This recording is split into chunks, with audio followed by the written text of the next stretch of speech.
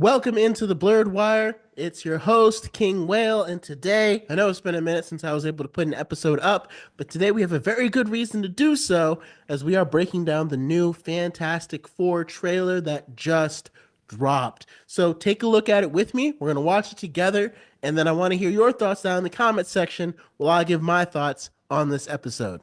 So there's not really that much more that I can say to this to really add to it. I mean, the trailer already kind of covers itself really well.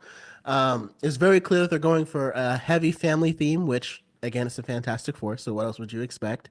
It wouldn't be a Fantastic Four movie if you weren't discussing themes of family, because it's literally what the entire comic run is about. And that's been the way with every single Fantastic Four movie that we've ever gotten. The three that we've gotten and the one that shall not be named. um, but it looks like Marvel's definitely not shying away from that. It looks like that's going to be a major theme of the movie. Um, and I really like the line where Vanessa Kirby's character, Sue Storm, where Pedro Pascal is Mr. Fantastic. He's saying, that was before Ben was a rock, and before that was before you could turn invisible, and Ben was a rock. And I really love her response of her saying, "Well, Ben's always been a rock."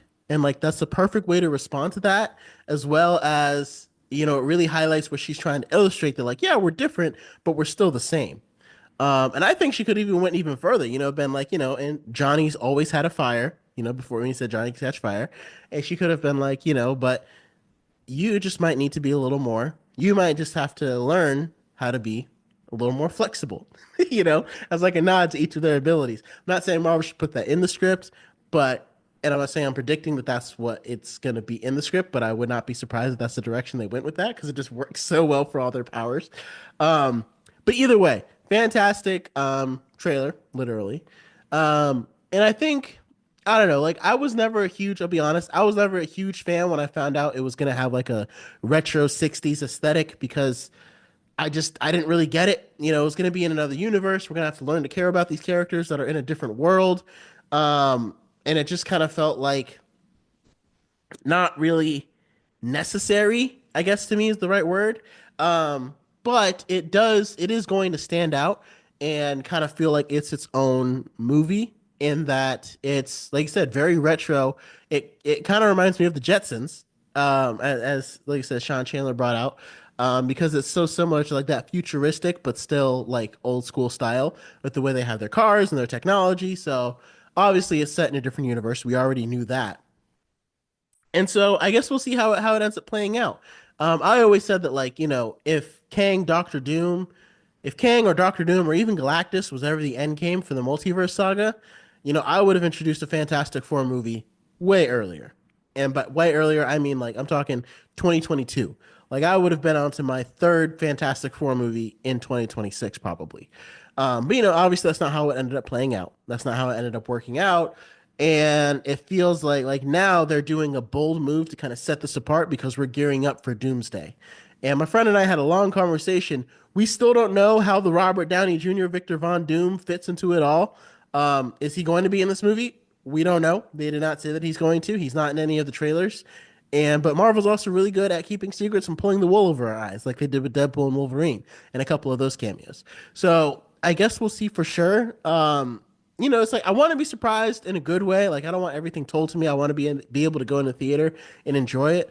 But I also know like the very existence of podcasts like these and the internet is why it's so hard to keep things secret now because everybody can just talk about it whenever. So I get that that's tough. So like I said, we'll just have to see. And the trailer, I'm not really surprised that they didn't show it during the Super Bowl. Like they could have waited to show it during the Super Bowl, and before Endgame, they probably would have. But now in this era that we live in, where you can make so much money from YouTube ads, it's so funny because Disney is literally putting out a trailer, which is an ad for their movie, and they're gonna make millions of dollars off of that ad for their movie because YouTube is gonna play ads on their ad for the trailer, right? Like we've gotten to an era where instead of Disney having to pay for their trailer to be out there, they get paid for putting their trailer out there. And that's just a proliferation of YouTube and all those things and how that all kind of comes together, which is I think has created a very interesting dichotomy among fans and among the way things are released now. Because now that's why we get trailers so much earlier than when the movies come out. Because it used to be we wouldn't get trailer for this until maybe March. You know, it would be a long time. Like you maybe would see trailers for it in Captain America. Maybe you'd probably be seeing trailers for it in Thunderbolts, right? But now we get trailers so much earlier because um, like the movie's probably not even done being edited yet, but we get trailers so much earlier because it gives so much time to talk about it, and all that rolls back into, oh, I heard this person talk about it. Let me go watch the trailer again. You watch the trailer again, it's more money for Disney. So that's kind of like the corporate commercial side of it, and probably why they made the decision that they did, which I just find interesting to see the way the industry continues to evolve and change as things evolve and change. But overall, I think the aesthetic will play out pretty well. Um, I think the casting choices will I think the casting choices will work really well. I think Vanessa Kirby is probably going to be the best Sue Storm that we could have gotten out of some of the names that were cast up there, unless it was someone that I didn't know. From what I see in the trailer, again, we don't have a whole lot to work with, but it seems like she does a very excellent job. She's very level-headed, very calm. And I think she's doing an excellent job playing her. I still don't know about Pedro Pascal as Reed Richards. I don't know necessarily who I would rather have. I'm just not entirely sold on it because I've seen him out of all the characters he's played. Again, that Reed Richards get lost in his work. I don't know, but I won't know until we see it, until we get more of it. And then of course you've got Ebon Moss-Bacrach as the Thing and Joseph Quinn as Johnny Storm. And I think Ebon Moss-Bacrach has the quirkiness and like the funniness to play Ben. Usually he plays kind of edgier characters. Um, but he's got enough of that sass to really get across Ben Grimm pretty well. And then Joseph Quinn, I honestly haven't seen enough of him to know how he'll be as Johnny, and this trailer didn't really give us any indication of it. Because, Johnny's like, that pretty Chris Evans really was the perfect casting for Johnny Storm. Now that I go back and look at like now because like when Chris Evans first became Captain America, I was a kid. I didn't even realize that he was the Human Torch in the Fantastic Four. I didn't even realize it as a kid. And then as I grew up and I watched all these older Chris Evans movies, I was like, Chris Evans is literally Johnny Storm. That was a perfect casting. And I'm like, how did he become Captain America? Because that is such a different character from what he usually plays. But anyway, Joseph Quinn was in A Quiet Place Day One and in Gladiator Two, and in both films we didn't really get to see his acting range or what he can do, because in A Quiet Place Part One he was mostly silent because Quiet Place, and in Gladiator Two he dies a very gruesome death, and he's kind of overshadowed by everything that's happening around him.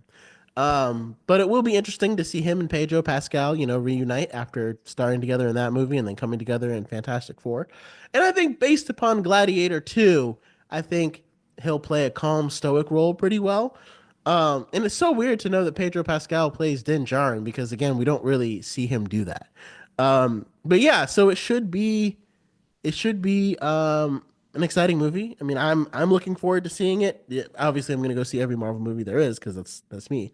But let me know your thoughts about the trailer. Is there really enough about it to kind of get a feel for the movie, or is the jury still out?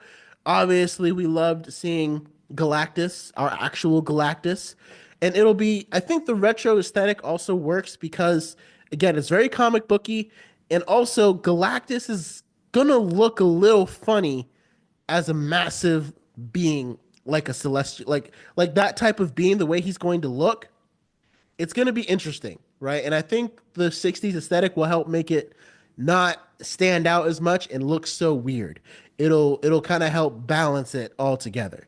So yeah, I'm excited to see where it goes. And again, let me know your thoughts if you think Robert Downey Jr.'s Doom is going to have any kind of influence on this movie, or if he's going to be in it at all, or whatever you think about it.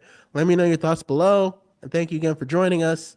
Um, until next time.